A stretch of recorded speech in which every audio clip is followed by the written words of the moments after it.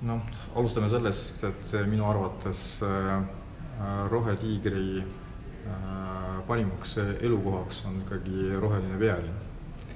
Aga rääkides tõsiselt, siis me ju kõik saame aru, et meie tulevik sõltub sellest, mis toimub keskkonnas, looduses, ja see omakorda sõltub sellest, mis on meie mõtteviis ja käitumine. Ja sellest minu arvates tulebki alustada. Ja kui me linnasüsteemis, linna juhtimissüsteemis suudame luua vastava mudeli, siis see on nii eeskujuks ka signaaliks tallinlastele.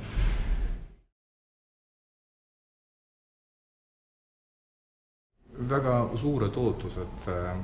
Alustame sellest, et tegelikult me ootame, et koostöös me suudame välja töötada mudeli igale linna asutusele ja ametile.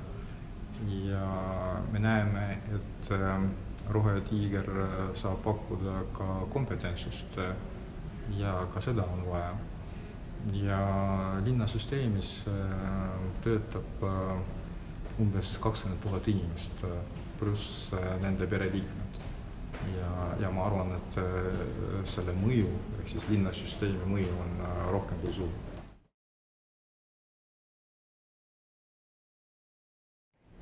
Mulle tundub, et meie tsivilisatsioon on jõudnud sellisele staadiumile, et areng toimub mitte isegi 10 aasta jooksul või nii nagu oli mõni sajand tagasi 100 aasta jooksul, vaid iga aasta.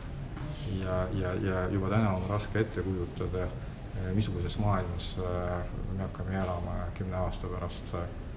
Aga ma võib-olla veel ükskord kordan, et me peame alustama enda mõtteviisist, et majandus ja keskkond on lahutamatu ja just sellisel viisil see majanduskasv peabki toimuma.